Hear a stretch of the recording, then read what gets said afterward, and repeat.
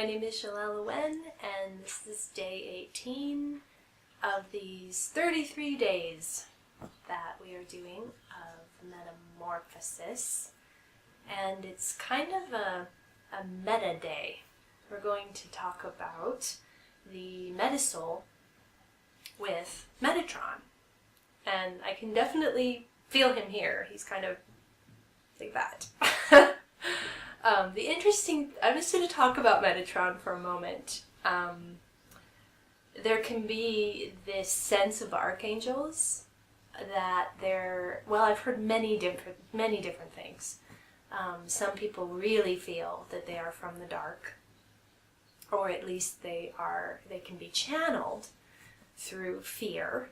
And so I think anything can be channeled through fear, and so therefore have a dark energy. Also that they are so high up there that, it can be, their parts can feel like it's really difficult to connect with them and really challenging. And I hear from people, I can't see them, I can't hear them. And underneath that is this feeling of not being worthy to see and feel them. So for me, similar to the Divine Mother forms that I've experienced, they come in with this relatability and this intimate feeling to them. It's always been that way for me. So I think this is because of the parts work that I've done. So there's an intimacy inside of me growing and building from one part of me to the other, so that when I experience something that seems outside of me, like a guide or an archangel, they flow into that self-intimacy with me. And they can go into that form, they can show up that way. They show up the way that we can perceive them to show up. So just saying that archangels are from the dark, for example, or are false light, is something that your soul is needing to see about them. It's probably a mirror of your false light, or Metasoul aspects, that other timelines where you gave your allegiance to the false light, and so you're needing to see that as a reflection. I would not say that that is the nature of all archangels, or that everyone who feels archangels is then being persuaded by false light. There's also quite a contentious energy to that, to say that you connect with Archangel Metatron and all archangels are from the dark light, so you must be. Well, what do you feel I'm coming from? What does your heart feel? What does your intuition feel? And then I'm saying, I have this guide named Metatron. And what does he feel like to you? Channeled through my heart. What does he feel like? I'm going to tell you how he feels to me, and see how this feels to you. That's all I can really offer. That's all any of us can offer, is what it feels like to us, and then offer it to you and invite you to feel how it feels to you. Yesterday Raphael wrote a piece, and he used the phrase, the absolute truth poop scoop is done. And there's a whole context to that, but the sense is that none of this is absolute truth. This is all our perception, and it's all subjective, of course, to our individual experiences. We're creating our worlds and our universes that way. So basically for the last 18 years, maybe it feels that way, the last 18 days, I've been taking you into the Jelelle universe. And you've been kind of gliding around and flying around and going in and feeling and thinking and seeing things through my eyes and heart and perception. And that's not absolute truth. That's Jelelle's reality. And if it resonates for you, if it matches yours in frequency, then you feel this yes. And you feel this, I'm going to keep watching. Or maybe I want to read a book. Or maybe I want a session. It happens. It's kind of like falling in love. Or it doesn't. Well, I like that part, but I don't resonate with that. Or I don't resonate with actually any of it. Okay. I've really come to trust that over time. And for parts of me not to feel rejected by that. Because everybody is in their own timing here. And their own timelines and their own realities. And I don't want to take over anybody's reality. I want to offer mine. And if it resonates with yours, then we get to resonate together. And we get to play together. And actually, this is the energy that I feel from Metatron and all of the archangels that I've experienced. But especially Metatron. He's very much about collaboration. He's very interested in that. Not dominating, not manipulating you into the false light, and he doesn't have any agenda. He has much to teach, and many wisdoms, and obviously a higher vibrational perspective that he comes from, that his energy comes from. But yet, what I always have felt from him is an invitation, and from the divine as well, is an invitation to collaborate. This can be really hard for parts of us to let in because we need to feel on an emotional body level that we are worthy of this collaboration. And that's where I believe the struggle comes in. That's where I think it gets really challenging for us. And where the whole Christian God, demiurge, that whole piece comes in as well. That becomes part of our prison reality, is the unhealed emotional unworthiness, where we actually feel and believe, parts of us, that we are not worthy to have a collaborative relationship with higher dimensional beings. As you heal that, as you feel the parts of you that are unworthy and why, then you start to be able to show up in this collaboration, in this creative alchemy. And as you heal this unworthiness too, you're not presenting the archangel energies with an arrogance about it, or an absolute truthness, but actually an invitation. I love when people tell me, oh, Jelelle, you opened up Metatron for me. I can see him now. He looks like just like you said, like a thin Santa. The thin is important, he says. See, that's the humor. He's always really funny, because I can be funny too, sometimes. So, it's important to feel the invitation that these beings they're giving us all the time, and they're just waiting for us to respond to it. They so want to meet us halfway. And they want to meet us halfway vibrationally. This is, if you want to do one of my guided meditations, and I'll link to the playlist in the description, to raise your frequency. This is, I think, what happens during guided meditations that I offer, is I'm helping you, I'm a bridge, and I'm just helping you raise your frequency so that you can see them and feel these beings, these angelic beings, and the Divine Mother, which is the other energy that I offer.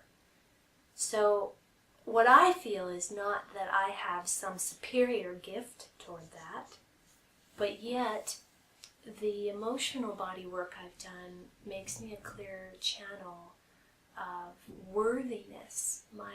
I have a sense of my innate goodness that has come through my love of the divine. It started with how much I loved the divine, and then I began to be able to actually feel how much the divine loved me. And that changed a lot of things for me. When I could really start to let in how much the divine loved me.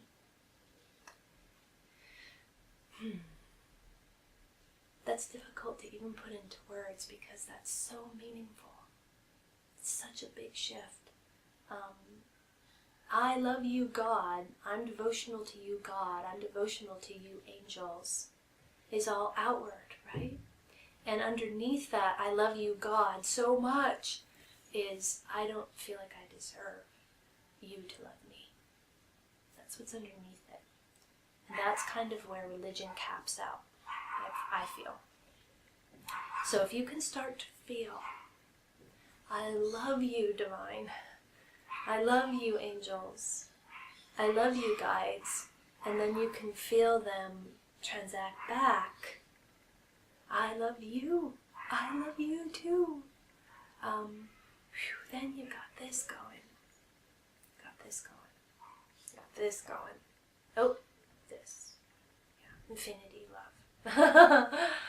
and in that, then you're starting to fill up what I call your love sponge.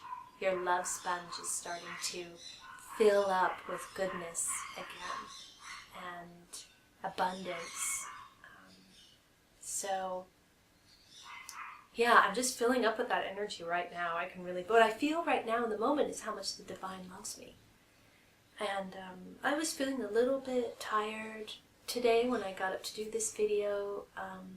Colleen came in, a facilitant of mine is in our community visiting us for the week and doing sessions, and I spent the day with her, and it was wonderful. I was a little bit tired. And now we're 18 days in as well, and yet right now I just feel lit up by this love from the divine. Let's say with is key too. So service with others, love with the divine, love with archangels, love with others. With kind of changes everything. You can't be against, and you can't just have two. You can't just have from. It's transactable. So what we're really offering in Soulful Heart is transactable love with yourself and your parts, and with others in relationship, like I talked about yesterday, and with the divine. And that includes archangels. So, now that I'm all filled with this divine loves me energy, I'll go a bit into what I was going to introduce today, which is the Metasoul. I've been talking about the Metasoul throughout these 18 days, and I write about it a lot. It's difficult. It's a difficult concept to explain to the mind. So I kind of have to do this about it. It's really more something that you experience. So I can start with that. I had this feeling for quite a while, whenever I would say a past life part of me, or a past life came through, that it never quite felt right. Because what I experienced as a past life was very strong and very visceral. And I didn't need a regression therapist to access those energies. They were just bleeding through. And I actually feel like with ascension, that for more and more souls, these lives are bleeding through and actually overlaying. The timelines are overlaying, and overlaying is probably the best word for it. Some people say merging, sometimes I say merging. Overlaying I like too. Merging is a bit different than overlaying. Anyway, so these energies felt as real to me as the parts I was working with, as the beloved teenager or the child. And so they also did not feel like they were from the past at all. I have never been very linear. I've always been more multidimensional. I would spend hours and hours as a child and play pretend and just get lost in my own worlds. And that continued until I was an adult. And that was my way of preserving my third eye gifts. That was my way of being in 4D. Now, I've never really been only in 3D.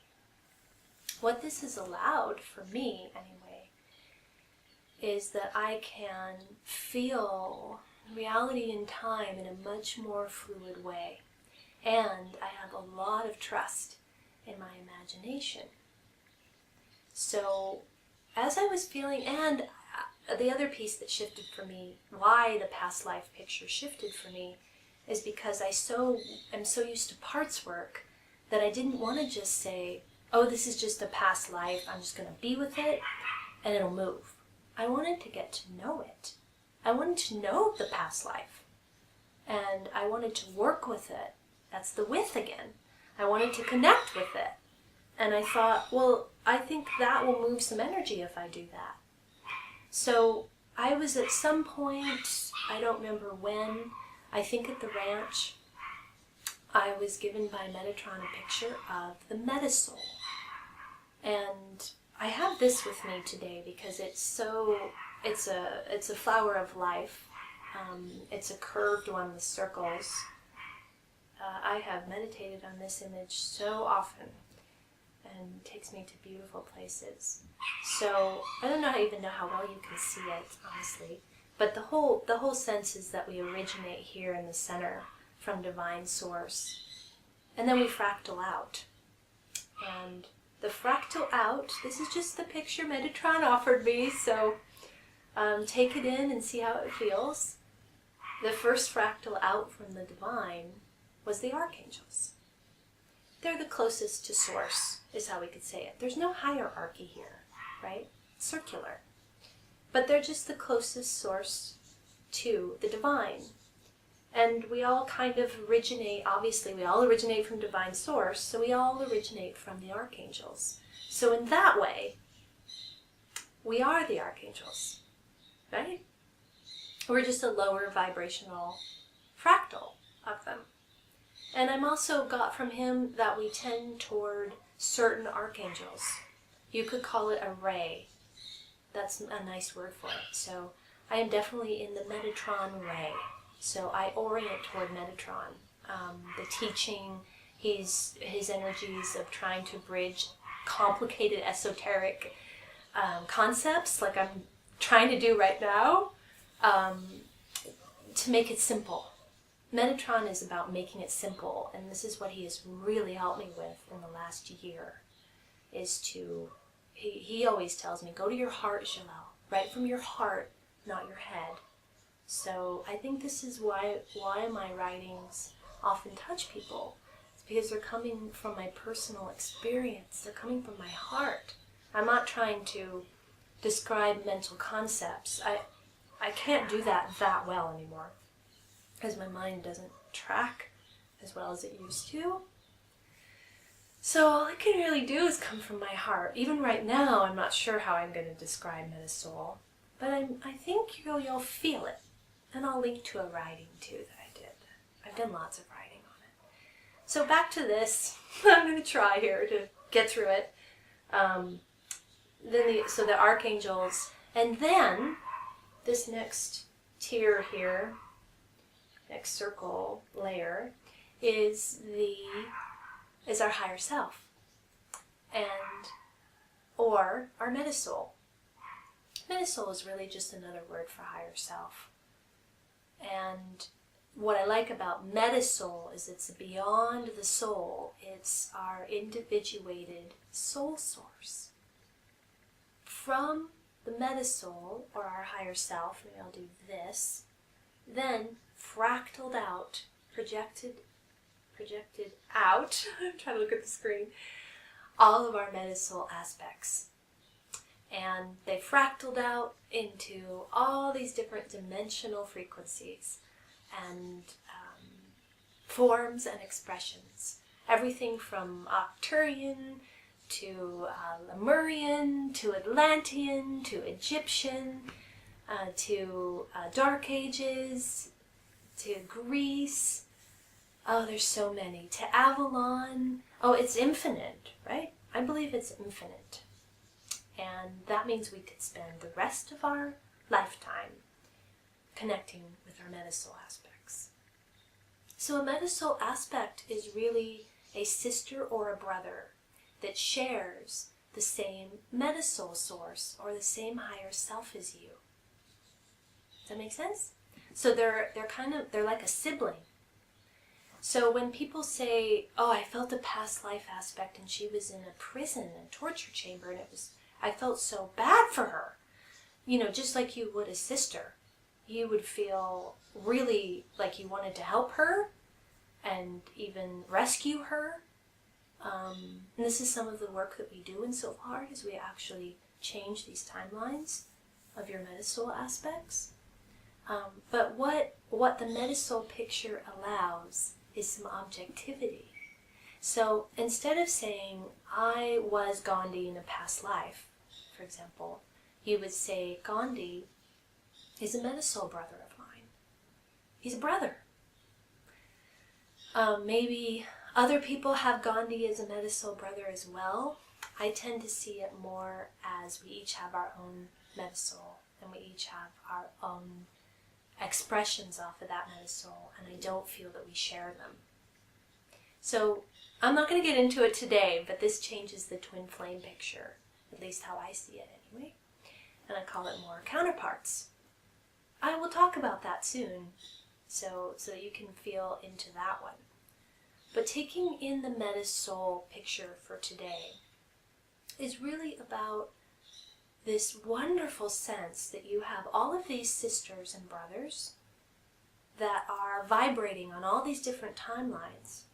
And as you get to connect with them, you get this gift exchange that happens. And this has been my experience over the last few years. I connect with an aspect from ancient Greece, for example, and it's not ancient, right? Because it's happening now. I get the gifts of her consciousness, which were more expansive in some ways than we have now. She gets the gifts of my heart, and we exchange that way. And in doing that, she gets to come out of whatever hard situation she's in.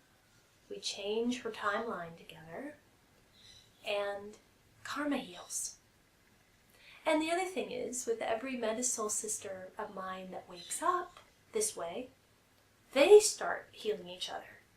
So I have this Avalonian aspect, Morgane, who's just so close to me. We're just really close. And she's so beloved to me. I get tears. And she is kind of my ambassador to all of my other Metasoul aspects. She goes in and works with all of them. Is she, Morgane, a Metasoul aspect? Well, in another way, she's me. She's me in a higher dimensional frequency. But to know her as Morgane, I get to have a relationship with her, which is the most important thing to me, and I know is the thing that heals the most, is the relationship with. So these Metasoul aspects become so beloved to you, just like parts. They become sisters. I have this sisterhood in my soul, in my Metasoul now. So rather than all these fractals that don't know about each other, living in separate existences, vibrating like crazy, I'm in the process of unifying all of that energy and unifying it with love.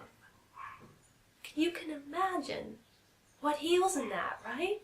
The karma that heals in that is exponentially incredible, and it's quantum. So I'm very excited about the parts work and people engaging with their protectors and their teenagers and their punishers, and it's very important. And I feel like this Metasoul work is truly cutting edge and progressive, and I feel Metatron saying that too. Like, this is cool stuff, Jelelle. And so just see how it sits with you. See what you feel about it. If you like to create relationships with things, then I think you'll feel that it's a lot less clinical than the past life picture. It's so much more intimate. It's you get to have sisters and brothers and make friends with these energies. And then you get teleported. So many times I get merged into, teleported into other dimensional frequencies. This is the main way that I make contact, starbeam contact and other kinds of contacts. So it's a really beautiful way to do it. That's, again, all about intimacy. So I have a lot more to share about that, but I'll do that in another video. And thank you for taking this in today and joining me. And Metatron wants to do this again, I don't know why. Metatron, for this talk about the Metasoul. And we'll see you later. Bye.